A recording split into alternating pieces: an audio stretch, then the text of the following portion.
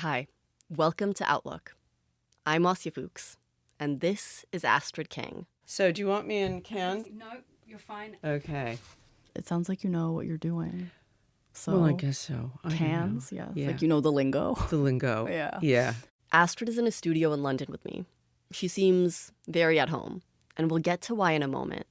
But she's here because one day she was listening to Outlook and our series Memory Box, where we explore stories about the objects that connect us to the past. And Astrid realized she had a story she just had to tell us. I was in the car and I heard Memory Box come on. I can't remember what it was about, but it was gripping enough to make me sit in the driveway and wait till it was over. And I was telling somebody about it and they said, that would be a good thing. You know, you had that story about your mother's necklace. I said, you're absolutely right. I thought of that as I went in the house. And right then and there, I wrote you. And here we are. And here we are. And I believe you brought that necklace with you. I did. If you've never heard someone rifle through a bag with panache, this is what it sounds like. Don't tell my husband I spent an hour looking in this bag. Astrid has a certain presence. You feel like she could have been on the stage. Like she has stories. Here we go. Okay, so an old polka dot purple pouch. Oh, wow. It's got peculiar patterns in it, which makes me understand that it was my mother who designed it. While she may be very clever, she's not particularly artistic. But it's we've got turquoise and clear and mint green, some hearts, and then some other colors. And it would not be something I picked out unless I knew the history behind it. That history is partly the tale of a mother and daughter. It's also the story of a woman who did what none before her had. Because in the earliest halcyon days of radio and TV, Astrid's mom was a big deal. Ethel and Albert. Written by Peg Lynch. The first woman to write, star in, and own a sitcom. And starring Peg Lynch and Alan Bunce. She was born Margaret Frances Lynch and became Peg Lynch. You probably won't recognize the name, but in the 1950s, she had one of the most recognizable voices in America. Dear, how would you like to see my name in print? And at the end of her life, Peg Lynch left a weighty legacy, one that Astrid, as an only child, had the task of sorting through. By the time she died, she'd written over 10,000 comedy scripts. And I had those. I had films and tapes and scrapbooks and ledgers and contracts. From a historical point of view, it was the early days of radio and early days of television. So you can't just put that in a skip. Well, maybe somebody could, but I couldn't. Anyway, I'd gone through all of this for about, almost 4 months when I came across this item we're going to talk about. So what did you first think when you saw it kind of shimmering amongst all the other stuff, Well, it this was spangly, sparkly necklace? It wasn't anything special because my mother, you send her a cute little thing, a mouse reading a book or something that you get in a cheap gift store. She'd say, oh, isn't that darling? And it would go on a shelf. There are stuff like that all over the house.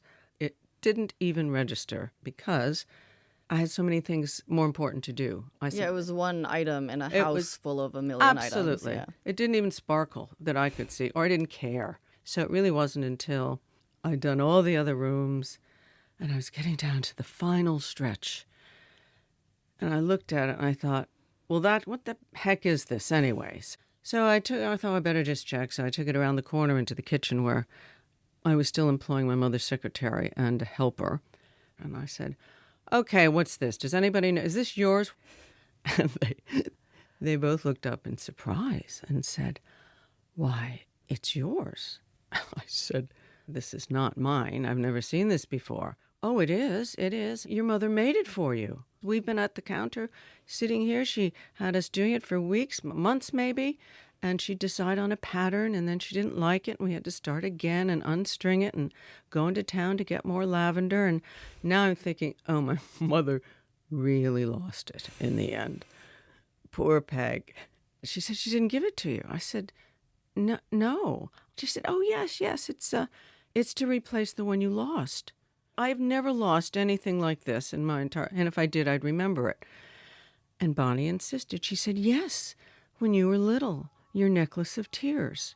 And that's when it clicks? And that's when I tried to process this, and my legs nearly gave way, and I grabbed hold, and I sat down at one of the chairs there, when it was all coming together, what this was all about. What was this necklace of tears that you had as a kid? When I was a little girl, and we lived in Stamford, Connecticut, which is about an hour outside of New York by train, and because my mother was on the air, she was working in television, she would get home on a Thursday night after her show, which we all watched because it was all live television then, and I was allowed to stay up and watch it and pull off her false eyelashes when she got home and other treats. And she would leave on a Sunday night or maybe Monday morning, and I would cry. And every single time she'd get me to stop by reaching over and saying, "Oh, that's a good one. Oh, come here. Oh, it's a big one. Oh, I love that one." And she'd sort of scoop this tear off my face and very carefully wrap it in a tissue and then put it in her pocket or the handbag or something. And I fell for it every time. Of course, stopped because I couldn't imagine what she was doing with all these tears. And she said, "Well, when I have enough, I'm going to have them made into a necklace for you." I thought that sounded fabulous. But anyway, she got off the train one Thursday night, and with her was a little box. She said, "Here are your tears. I had them made into a necklace for you."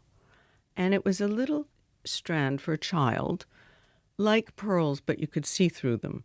They were sort of iridescent-y. I think she got them at Woolworths. And I loved them, and I wore them, and wore them, and wore them. And I think chewed on them a lot because I can still almost taste the plastic. Taste the plastic, yeah. But time passed, and I suppose I grew up, and things disappear. I don't know. Went away. Maybe they broke. I really have no recollection. So this was, in her mind, the necklace that I lost. The whole thing with the tears, the original childhood necklace, had faded from Astrid's adult memory. But now, looking at this new necklace, it all came flooding back. No explanation, just a bunch of unanswered questions. Why didn't she give it to me? More to the point. Yes, why didn't she give it to you? I was there. And even before she died, I'd seen it. Yeah. Maybe she forgot? I don't know. Maybe for Peg, collecting those tears was the hardest part of her week. Saying goodbye? Who knows? Astrid was left with the mystery, but eventually this necklace would help her gain a new understanding of her mom. Peg Lynch was a superstar in her day. She'd created one of the best-known sitcom couples in America, Ethel and Albert. Albert's dinner! Their relationship, in its various iterations, spanned 50 years of radio and TV.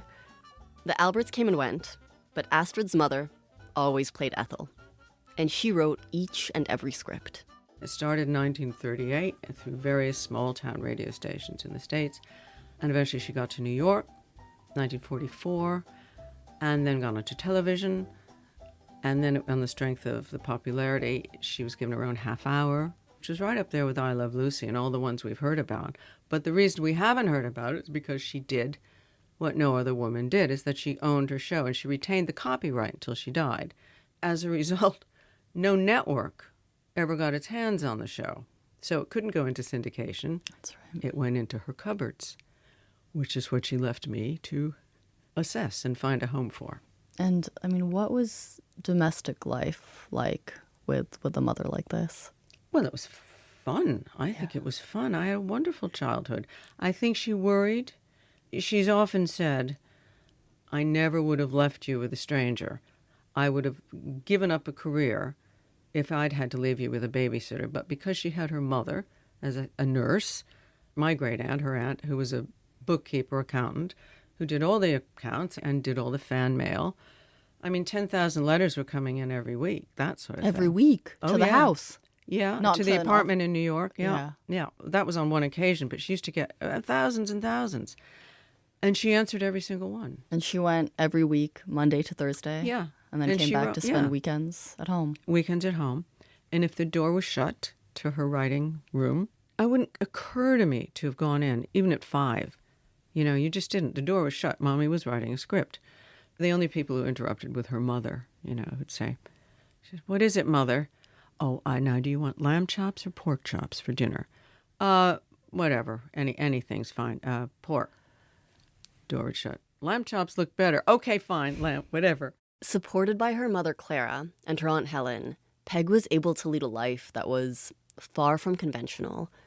The main breadwinner for her household and the creative force behind the evolving phenomenon that was the American sitcom. I think the appeal of her show was that it wasn't punchy one-liners. People identified, and they said, oh my goodness, that same thing happened to me. I laughed and laughed when I heard that, you picked up the sheets and you caught his shoe in it and it went into the dryer and then you couldn't find, They go on telling her the plots as if, she hadn't written it. Well, hello, dear. Oh, hello, sweetheart. How's the girl? Oh, fine. How are you? Oh, How was all your right. day at the office? Oh, I had one of those days when everything seemed to go wrong, you know? That awful, I know. Just cannot stand this heat, I'm telling you. Honey, we've had much worse days than that. Yeah, well, I'm just tired of it. Oh. Well, I'm trying to straighten up these cupboards. Aunt Eve insists Yeah. on helping. She doesn't put anything back where it ought to go. I don't know what she's done with the egg Like, beater. how I much, can't find it how much anywhere. longer do you suppose she's going to be... In Ethel and Albert, as in most homes across America at that time, the man went out to work and the woman kept the house. A long way from Peg's reality. She wasn't a housekeeper. She didn't cook dinner. She didn't do all those normal domestic things. She did fun things like, let's go buy 10 Christmas trees this year, or Did you have 10 Christmas trees one year? 13. Where did you fit them all? Well, they weren't all huge. Oh, yeah. But there was one, she wanted one in every room, so she would do it. So she was fun and spontaneous. She had a child's curiosity, which lasted until she died. She had her nose in a book constantly. One of her greatest horrors was to be stuck on a train or the dentist's office with nothing to read. It was so important to her. Because I think that's all she did growing up in a small town. There was just the library. She grew up in Minnesota. She grew up in small-town Minnesota, about an hour and a half from Minneapolis. Her mother was a nurse at the Mayo Clinic. A single And she mother. raised her on her own. She was widowed when Peg, your mom, was just 2, I believe. She was 2 because her father had died in the Spanish flu pandemic, they called it, of 1918. And I mean, growing up in this small, Minnesota town with single mother, like, what was it in her that made her so successful? Money. They were poor. Yeah. They lived with, landladies where, you had to tiptoe down the hall to the bathroom and paying the rent, and no other mother that she knew worked. And this was Rochester, Minnesota, which was the Mayo Clinic, and everybody worked for the clinic, and there were a lot of doctors. And her friends were all doctors' daughters, but she was the daughter of a nurse. And it hit home in high school when she was voted class president. And then it was taken away from her. She found out that Miss Hurt, or whoever was the headmistress, she took Peg's votes and threw them down the incinerator and got Colin McCarty. She made him win because he was the son of a doctor, and it was more prestigious for the school. Good, isn't it? Right. Nice. So it was just like a drive to succeed. It was to a get drive out to of that. succeed. Yeah. And radio was a big thing back then. It was very exciting. When radio was new in the States, a lot of rich businessmen, they would buy a building and open a radio station without knowing the first thing about it. Her first job was the age of 14 at KROC in Rochester, which is still going, actually. And she said, well, the first thing that you need are sponsors, so I'll go get you sponsors. How she knew this at 14, I have no idea. And then she came up with the idea of interviewing celebrities who'd come to go to the Mayo Clinic, as they still do today. But she was... That's a really good idea. It's a good idea. At 14-year-old. 14, I mean, what these celebrities, and we're talking William Powell, Ernest Hemingway, Jeanette MacDonald. She interviewed Ernest Hemingway at Yeah. 14. She doesn't remember what she said. But, this little skinny thing coming at them with her little notepad. Oh, dear, oh, dear. Perhaps unsurprisingly, Peg graduated high school 2 years early. She went to the University of Minnesota, but she never took her eye off radio. And soon, she moved to another station writing advertising copy, which is how Ethel and Albert was born. One of the ad copies she had to do, I think it was called something like Alice Chalmers Tractors and Machinery. And Sounds riveting. Absolutely riveting. And she was so tired of doing boring copy for them week after week after week, that she created a little husband and wife duo, these characters, Ethel and Albert, in which to sell these tractors. And it became so popular that she increased it to a 15-minute daily. And then somebody heard her show, came down there. It was a New York executive. And he said, come to New York. And she did. And she packed up with everything she owned, which was 2 suitcases, $500, and a transcription disc, they called it then, of her show. And on the strength of that, she went to see NBC. NBC voted to put it on right away. They loved it. But they wanted to own it. And she said no.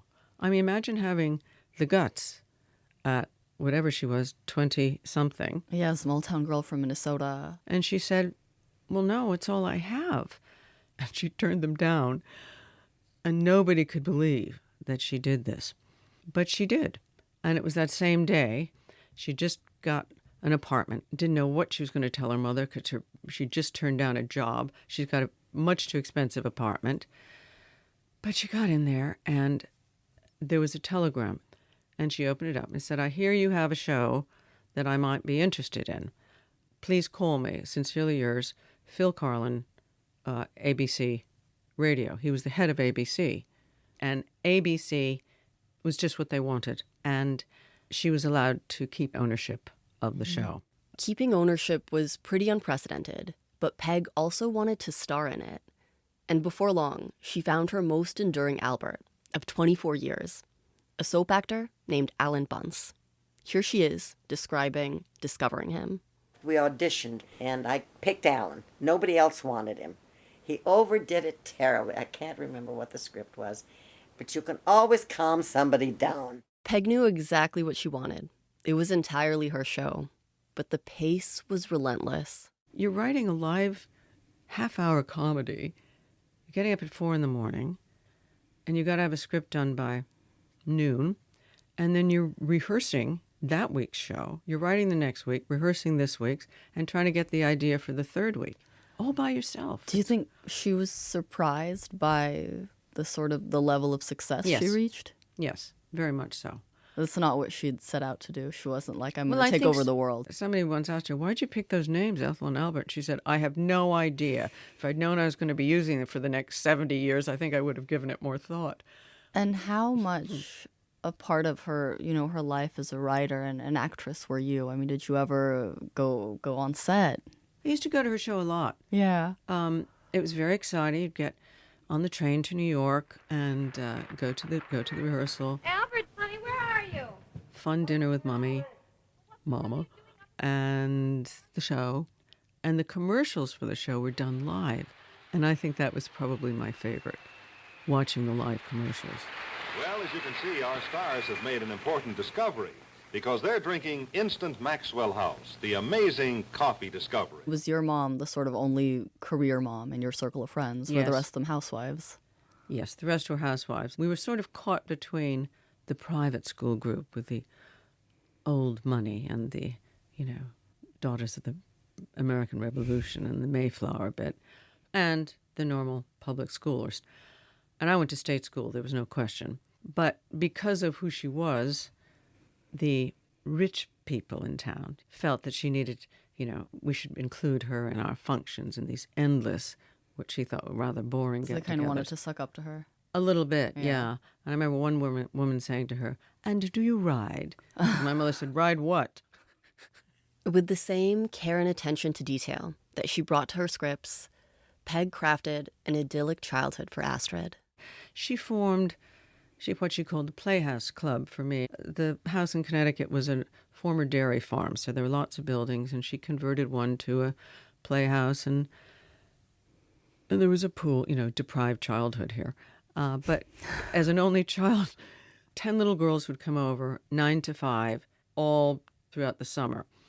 And she'd hired a lifeguard and somebody to teach us ceramics, somebody to teach us French, and we would just play. And at the end of the life. And then she and her producer would write a little review for us at the end of the summer. Well, I've just reconnected with somebody who was part of this, who I hadn't seen since I was 16. And the memories to her are just as clear as they are to me. So obviously, she had an effect on all these girls. I wonder, because it's like on the one hand, it sounds like she's made like all of these beautiful memories for you, and you have all of these kind of like these fun things that you did together. But on the other, she was gone for so much of the week. Was there this sense when you were little, or maybe even looking back, that, I don't know, she had this amazing career, but it was pulling her away from you? No, I think she did, though. I think she felt guilty, even though she didn't need to. I was perfectly fine. Yeah. And I saw her, and when I did see her, she devoted herself to me. She did clever things, too. I remember on a trip to England, first trip to England, I was 7. In those days, they were still liners. So we always traveled by ship when we could. And the rougher the crossing, the better. And we'd have races up and down the stairs. And she told me on the first crossing, and it was very rough. I think we were the only people in the dining room. She said, "Children don't get seasick. It's a well-known fact." So I didn't. She had a lot of these very clever tricks, Yeah. didn't she? And And like you can't read these in a parenting manual. They're just... Yeah, it was just there automatically. Funny. So she took you out of school quite a few times to go on these incredible trips. She did. Where else did you go? Well, that first trip was England, France, and Italy. And then we went to Russia, East Germany before the wall came down. We went to... to Russia, which was the Soviet Union back then. Not very easy to get into. Of course, the Soviet Union. Absolutely. Why don't we go there? I want to see Tolstoy's house. At that time, it was rather gray and brown and somber there. And I was at the stage where I had the, lime green tights matching the lime green hairband and the mini skirts. Stuck out a little bit. Yeah, and I can remember my mother saying, "Didn't you bring anything that doesn't make you look like a traffic light?" So we tried to darken ourselves down. We went to the Middle East. We went to Egypt. We went to Syria. We had to go when she didn't have work, when she wasn't on the air. So and you she just come grabbed back me. home and tell all of your little friends who are having cotillion and stuff, like, I just come back from the Soviet Union or, or Syria or whatever. I know. How I had any friends, I've no idea. Because they'd always take some really dumb picture of me, the local paper. There she is, off again onto... thought, oh, my dear. And I'd have to give a talk to the class when I got back, here's me on a camel and all that fascinating stuff. Yeah. Well, but I did remember stuff. Somebody said to her, "I think you're crazy taking her out at such an age. She won't remember anything." But I do. It was wonderful, wasn't it? Yeah. Of course, and then I grew up. Astrid's childhood idyll comes to an end as the professional and personal lives of two very strong women begin to clash. We're back with Peg and Astrid in a moment. Next on Outlook, on the BBC World Service, radio and TV star Peg Lynch always adored her daughter Astrid. But when Astrid makes her own television writing debut, things get complicated. This is a woman who, if I'd made anything with glue or something, a prop, she was dragging the milkman in to say, "Oh, look what she's done, isn't it darling?" And I thought, she's not watching this. A mother, a daughter, and the curious necklace that brought them back together after the news. BBC News with Roisin Hasty. The Oscar-winning Hollywood actor. Welcome back to Outlook. I'm Asya Fouks. In part 1, Astrid King told me about her mom, Peg Lynch, the godmother of the American sitcom. Come on down, dear. Dinner's ready. Honey, listen, where's my fishing pack? Peg had forged this pioneering career in radio and TV while creating an unconventional but loving childhood for Astrid, all made possible by the household of women that Peg supported. We heard how Astrid was raised by her mother, her grandmother, a trained nurse, and auntie who looked after the books. But there is one person that, quite late in our conversation, I realized had been missing from the picture. Throughout your childhood, kind of teenage years, you talk about this incredibly intense but fun relationship with your mother. Before that, till you were 11, you had your grandmother helping to raise you. How does your father kind of play into the dynamic at home? Daddy was a third cousin of my mother's. And he came from Norway to get his master's at Syracuse University in forestry and was told to look up Cousin Peg in New York, which he did. And as my mother tells it, she's busy working. and typing away, and the phone rings. Yeah, hello. This is Astrid for what? This is Astrid for Norge. What? And she finally understood this man to be saying, this is Odd Knut running from Norway. And then from my father's point of view, he says he heard her cover the phone, but not very well, and called to her mother, Mother, it's some cousin from Norway. Do we have enough lamb chops to ask him for dinner? Apparently they did. He came to dinner, and they were married the next year. And he was, I think, once voted New York's handsomest husband. He looked quite like the old movie star Errol Flynn. But I can't think they had anything in common other than he was nice, and he was easy and not demanding, and she was everything to him, and he really worshipped her. And she made more money than he did, and she said, I don't think an American man would put up with me. But he was sort of like a gentle uncle, Daddy. I don't think he had any say whatsoever in my upbringing, what I did, who I saw. He was just a delightful, perfect gentleman. And they got along well, which was nice. As you grew up, how did your relationship with Peg start to change? I think it changed when I didn't want to go into writing and acting. I think I somehow knew people would judge me, compare me to her. So I went in totally the other direction, which was design for theater and then television in New York, CBS, and which she loved because it was nothing she knew about. You know, she wasn't artistic.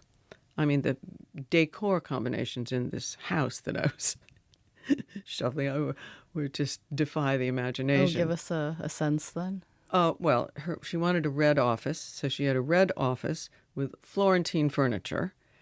And then next door, which led to her dressing room, she chose some lime, bright acid green something.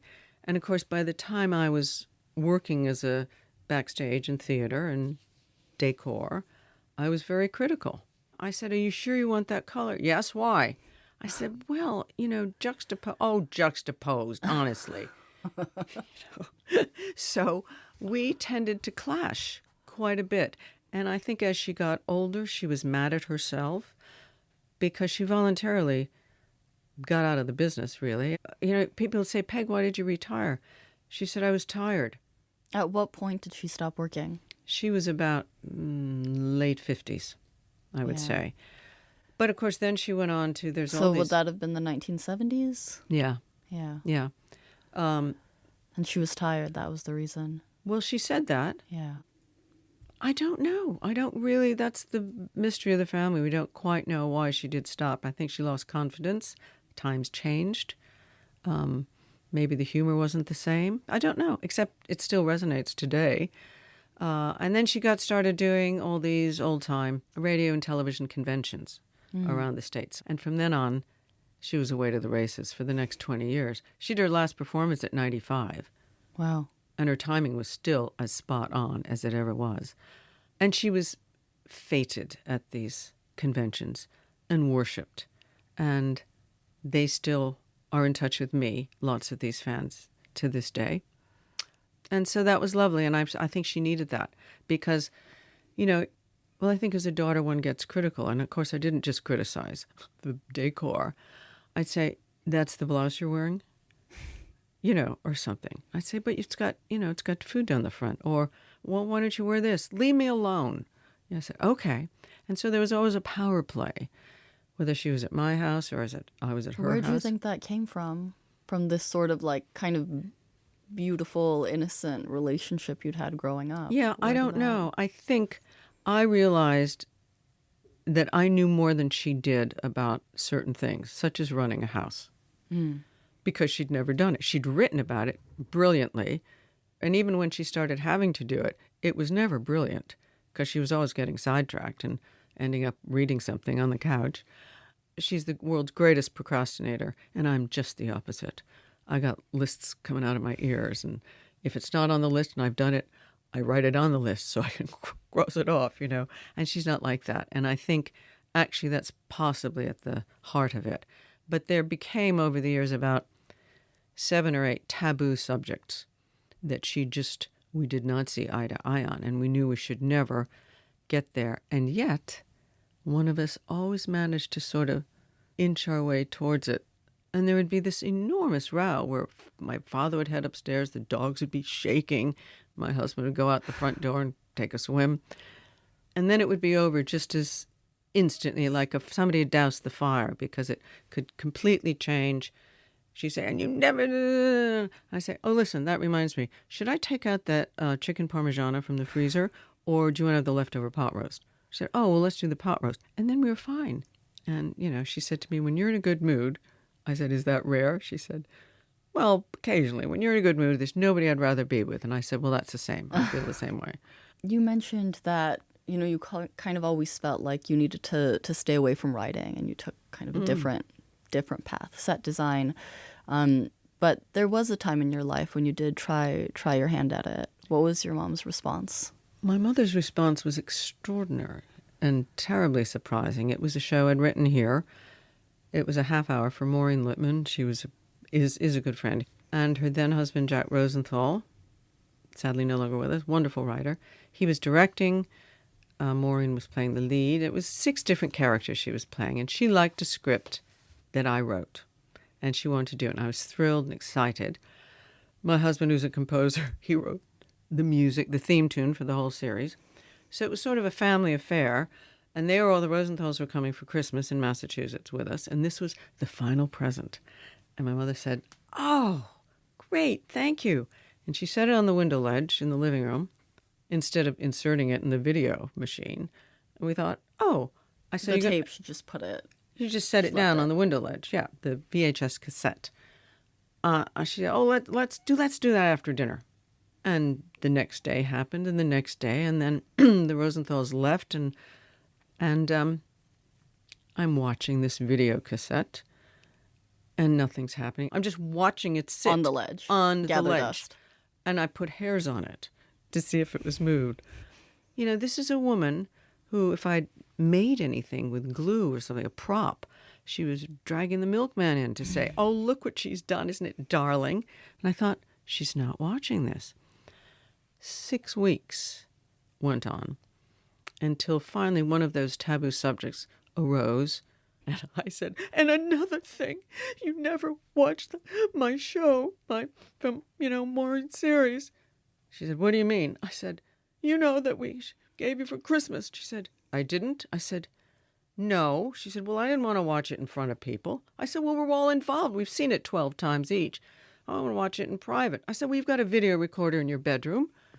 So she said, well, I'll watch it right now. And she disappeared. And, of course, the reaction is going to be, oh, right, here we go. So she came out half an hour later and she said, well, very well done. Nice, dear. Very nice, very nice. Now, listen, I thought I'd give the dogs this. And she just moved on. Not the reaction you were hoping for? No. Yeah. Nothing. What did you think it was that I'd moved into her. I wrote something for television. That was her thing. That was her thing. Why else? Yeah. I didn't stay mad over that, but it was just sort of an eye-opener. Was it hurtful? Oh, yeah. Yeah. Yeah. By the time I said, and you never watched, that had been building for 6 weeks. Yeah. I should have said something right away, but of course I didn't anyway. Ah, dear. Mothers, huh? Mothers. So your mom lived in this house in Western Massachusetts for many, many years. 40. What did the last, 40 years of her life look like? She was going to these conventions. What else was she up to? She did another series, basically the same characters, but it was called The Little Things in Life. She'd also had a series on CBS radio for 3 or 4 years called The Couple Next Door. That was just after her television. He really wasn't a stupid man, but he called and he said, do you think you could write a show about a husband and wife? And he wasn't kidding. I said, well, I could try. The Couple Next Door, written by Peg Lynch and starring Peg Lynch and Alan Bunce. And then a break, and then Little Things in Life, which is basically Ethel and Albert older. There are certainly over 100 episodes or something of that, by which time it was a different Albert, too. She outlived all her Alberts. I think she had about 18 of them over the years. Oh. Outlived all of them. Wow. Yeah. Astrid, I want to go back now to July 2015, Okay. when your mother died. Mm-hmm. Can you tell me about that day? Yeah, my father died a year earlier, so she wasn't on her own there because by that time we had to employ a staff. This sounds grand, but it wasn't. Just somebody to keep charge of the accounts and somebody I called Outside Bob because he did all the, outside guy stuff, get the pump working and the snow plows and all this. And also, to my astonishment, my mother said, I met this darling guy. His name's Dominic. He's gay and he's a knitwear designer. And I've hired him. I said, what, to make sweaters? What are you talking about? She said, he's funny. He's funny. And that was Dominic's job, to make Peg laugh. Is he a full-time employee? Well, only for the last year. Maybe 3 times a week or something. Because he couldn't cook to save his life. Did he try? Oh, yeah, burned grilled cheese sandwiches and that sort of thing. But they tell funny stories, and the two of them just roared with laughter all the time. None of them spent the night. She was still there on her own overnight in this 8-bedroom house. And I'd been scheduled to go over the following week, and I looked at my husband one night, and I said, you know what, I'm going to go tomorrow. I think I have to go tomorrow. He said, but you've scheduled for... I said, I know I'm scheduled for next week, but I think I have to go. So I did. Anyway, I got there, and Peg was by this time in the living room because she couldn't do the stairs. So I just sort of sat there for overnight with her, curled up behind her. She went to sleep.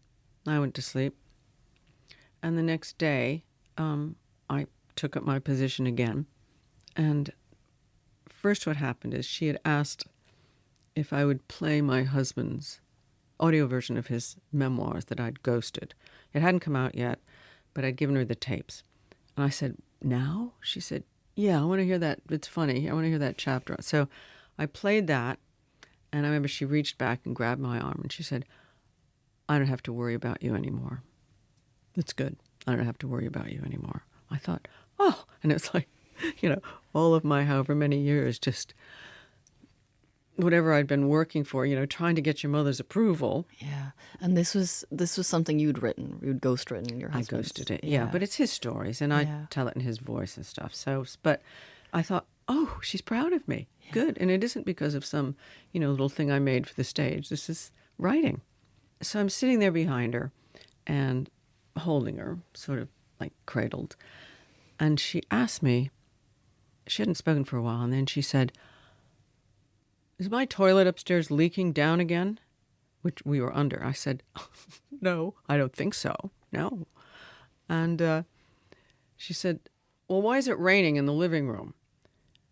I said, well, it's not. And then I realized it was my tears dropping on her face, and which didn't register until later, when I'd seen the necklace, that she'd reached up then and very gently just swiped it, felt for my face, and then swiped a tear off of it. Just the same gesture. Just the same gesture.